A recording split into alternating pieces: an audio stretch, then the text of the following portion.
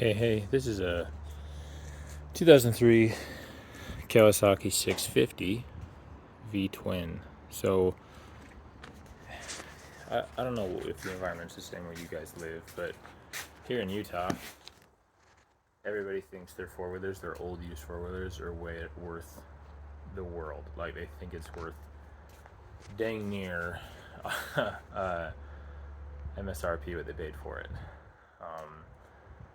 And so I have been patiently waiting for four-wheelers to pop up that are actually price smart, and you know, decently priced. Still is a little bit over Blue Book, but it's not double or three times Blue Book like everybody's asking for here.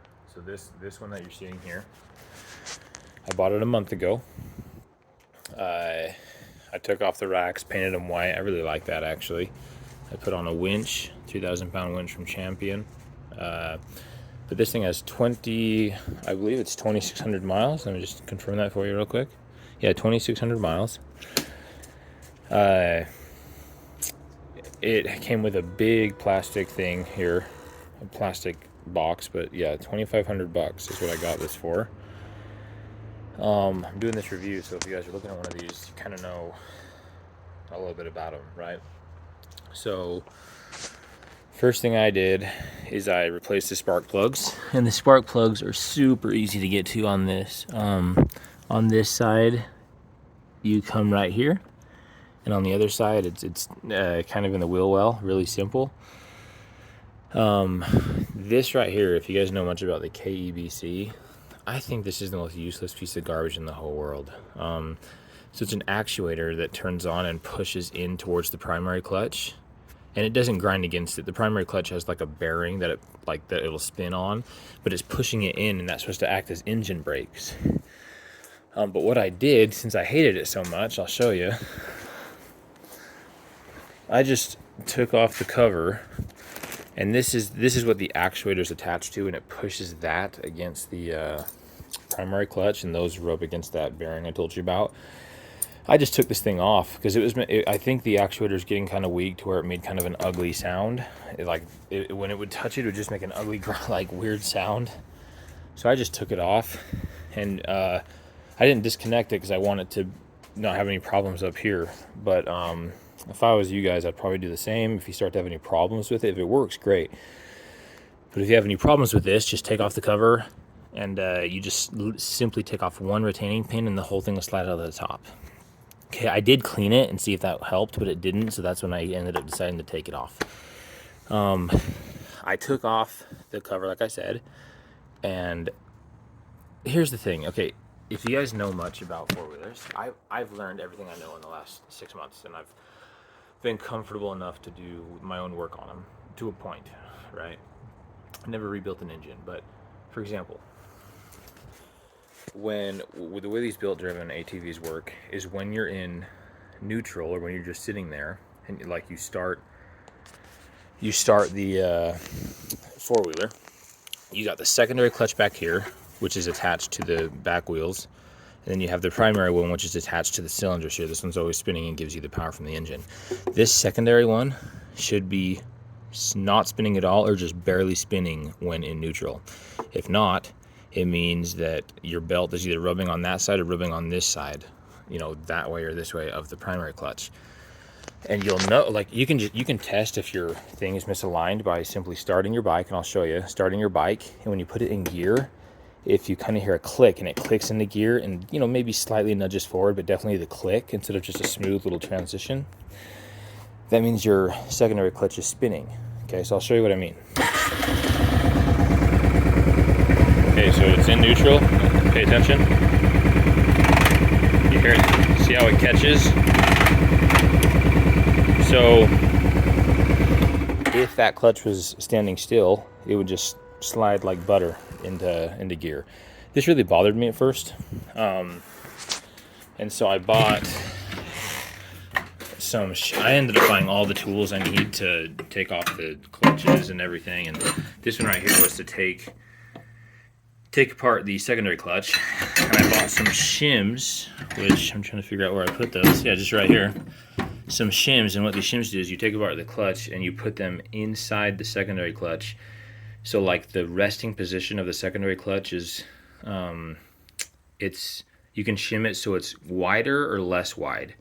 Doing that will like give it, more or less bottom end power depending on how much you shim it. But the other point of this is it'll help align the belt a little bit. So I noticed that my belt was constantly rubbing on the inside. And what I mean by that, so here's the clutch. The belt was always touching that side of the primary clutch. So which means it would always is making the spin. So I tried to shim it the best I can. I got it better. Like when I used to put it into gear before, it would click quite a bit.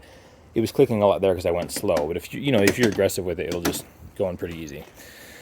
But here's the deal with that. If you guys notice your four-wheelers doing this, something I want to teach you guys, it is a big deal, I guess, if it's bad, like really badly unaligned. And the reason being is it'll cause damage to your guys' belt, as well as the face of your primary clutch. So the thing is, if you put it in gear,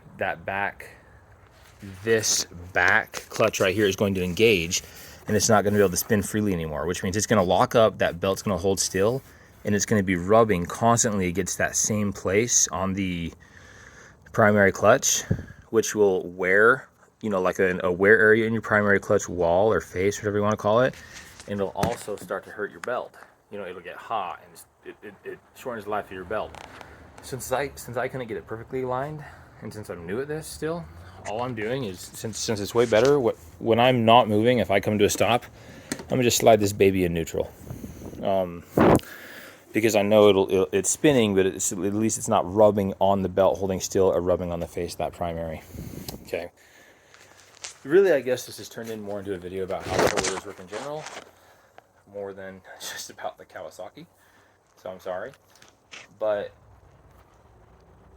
just so you guys know, after I put a new spark plug on and fixed the shifting, tried to align the clutch to the best of my ability, I am so happy with it. I'm so surprised at how much power this thing has compared to this little 400, which I love. My Suzuki 400. Oh, this King Quad, holy cow, guys. It's a 2012 amazing machine.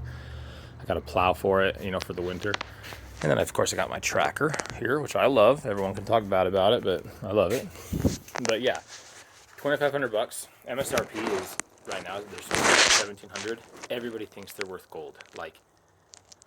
And I'm sick of it. So anytime I see something that pops up for a good deal, I'll throw money towards it if I want it. But $2,500 for this. Oh, and something that is common on these. Let me just show you one more thing. I noticed when it would start, I kind of heard a rattle. This right here, this is in the middle. It's called the spider shoe. I had no idea what it was until, a few weeks ago.